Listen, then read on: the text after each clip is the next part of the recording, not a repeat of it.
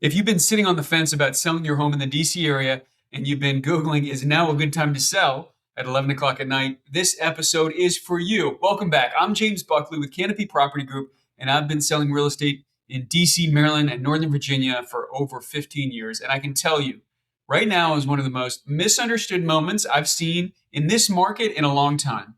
People are reading scary headlines: federal layoffs, rising inventory, prices softening, and they're either panicking or rushing to list or freezing up entirely. Today, I'm going to give you the real picture, not the headlines, the actual data. And by the end of this, you'll know exactly where you stand, whether you're in DC proper, suburban Maryland, Northern Virginia, because those are three very different conversations right now. Let's get into it. First, let's set the stage. The DC metro area is going through something that economists call a normalization. After years of a seller's market where homes were flying off the market in days with multiple offers well above asking, things have shifted. And that shift is making a lot of sellers nervous. Here's what the data actually says.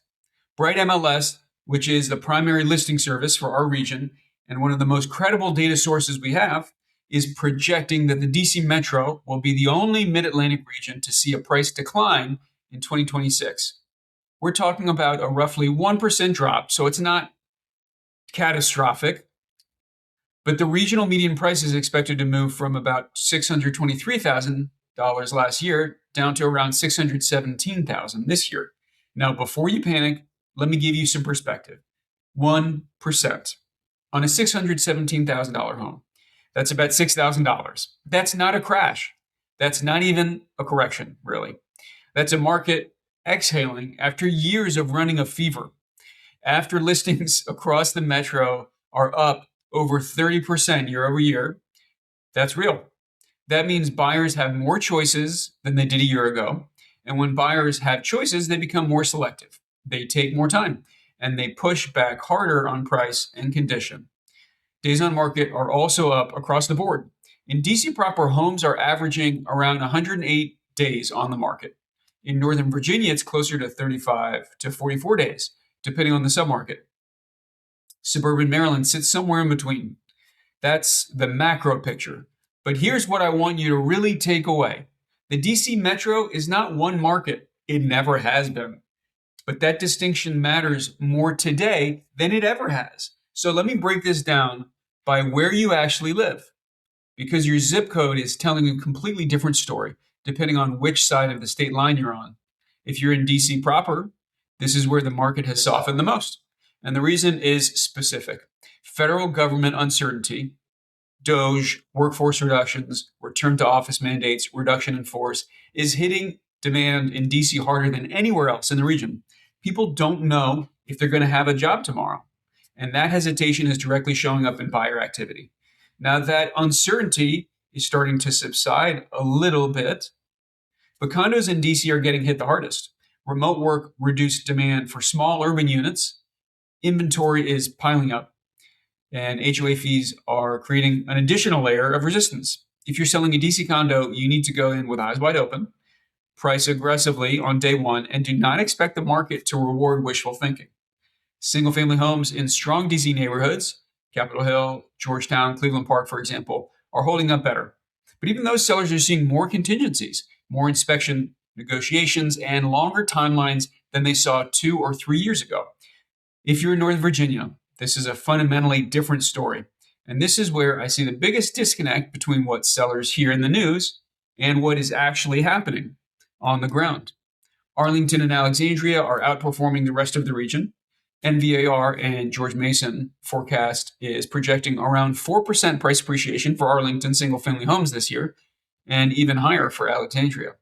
Closer to 4.5%, Loudoun and Fairfax counties are also holding steady, with median prices ranging from the upper 600s to the low 800s, depending on the submarket. Why? Because Northern Virginia's economy isn't solely dependent on the federal government the way that DC proper is.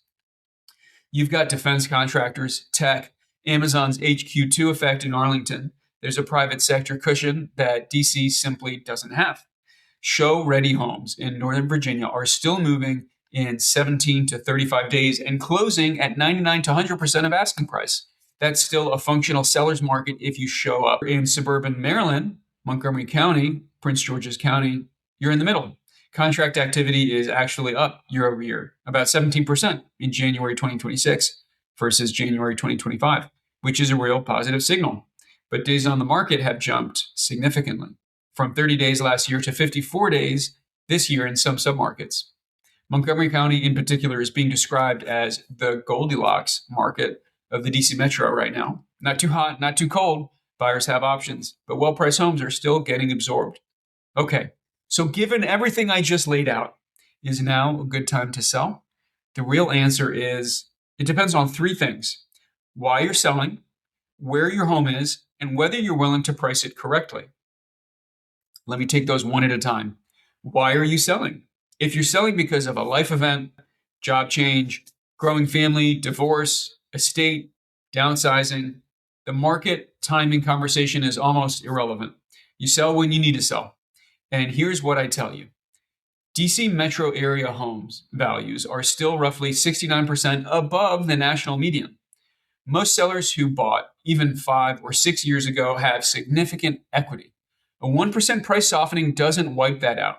If you're selling purely to time the market, trying to catch a peak, I'd be honest with you, you probably already missed the peak. That was 2022. But sitting and waiting for the market to come back to those levels while inventory climbs around you is not a strategy. Where is your home? That's number 2. I just walked you through the breakdown. If you're in core Nova, Northern Virginia, or a strong DC neighborhood with a detached single-family home, you have more runway than you think. If you're in a condo in DC or an outer suburban submarket, you need to be realistic about what the data is telling you. Are you willing to price it right? This is where most sellers lose money, not from the market, but from overpricing on day one and chasing the market down with reductions. A price reduction doesn't just mean less money. It signals to buyers that something is wrong. It extends your days on market, and it typically results in a lower final sale price than if you'd priced correctly from the start.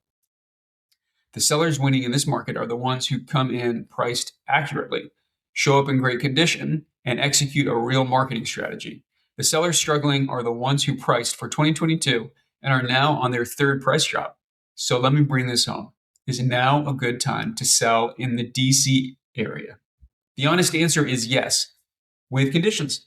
The market is more nuanced than it's been in years, and the difference between a great outcome and a painful one comes down to preparation, positioning, and pricing.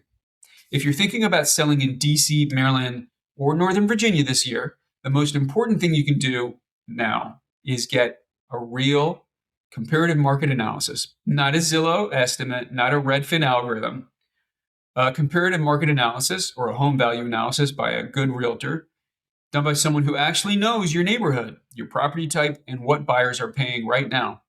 That's what we do at Canopy Property Group. If you want to have that conversation, reach out to me directly at canopy-re.com. James Buckley, 202-410-0672. Thank you for being here, and I'll see you on the next one. Talk soon.